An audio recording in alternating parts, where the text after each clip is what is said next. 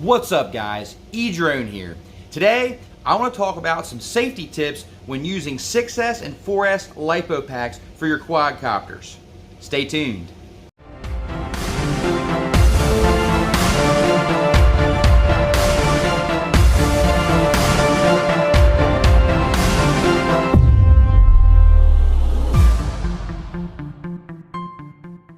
I'll tell you, for the longest time, I've been flying what we call 4-cell LiPos on all of my FPV quadcopters.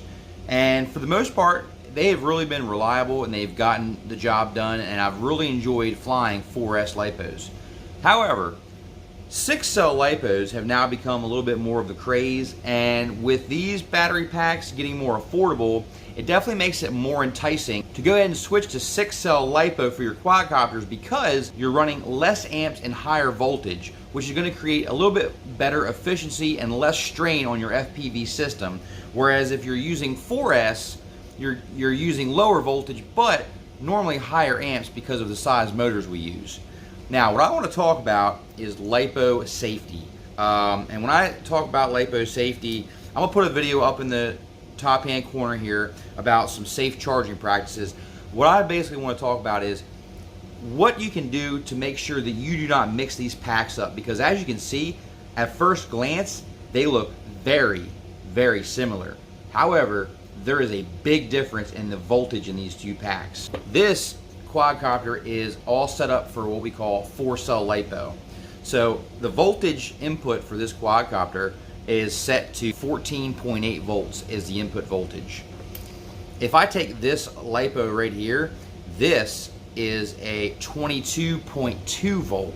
If I hook this LiPo up to this quadcopter, it will burn up this quadcopter, possibly even catch it on fire, because the input voltage of this 6-cell LiPo exceeds what this quadcopter is capable of handling. Therefore, you want to do some tips and tricks to make sure that all your 6S LiPos are properly labeled and distinguished between your 4-cell LiPos. When we take a look at these two packs on the bench, you'll see that they are very similar in size. Now, this is a good thing for people wanting to fly 6S, because the pack form has gotten smaller. It's easier to put on your frame, easier to fit on your frame. However, at first glance, you might mistake this pack for a 4S if you're not careful. Just look at the height. Little bit of difference, but not much. You really have to look for it. And when we look at the overall length, it's right about the same. So we got the same length, a little bit taller, and when we look at the cells, you can see the 6S cells are thinner than the 4S cells. So they're making these cells a little bit thinner in order to keep the form factor smaller so it fits on a wide variety of frames. Now, you can do all kinds of things. You can put labels on these to make it safe. So you put like a sticker label saying 6S. You can definitely make sure you always look at your balance connector before you plug it in. That way you don't accidentally fry your quadcopter. So as you can see, the 4S is a lot less wide than the 6S. So always make sure you look at the balance plug before you plug it in. I would just go ahead and label these packs anyway. You can use electrical tape, wrap it in some electrical tape. That way you know this is a 6S pack versus a 4S. Just going to make it a lot easier to not make that mistake. But I wanted to put this video out here just for some awareness that these 6-cell LiPos have gotten a lot smaller and are starting to resemble more of the 4S 1500 milliamp size.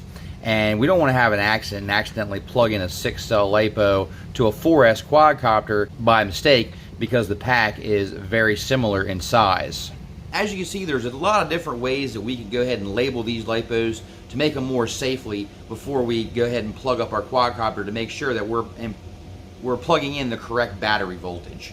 And definitely make sure you always look at the balance plugs before you plug in your power wires. But thanks so much for watching, guys. Please like, share, and subscribe, and put down in the comments section some good safe battery practice habits you guys have come up with to prevent any kind of accidents in the future. I would really like to see what you guys have come up with. Until next time, guys, thanks for watching. E-Drone out.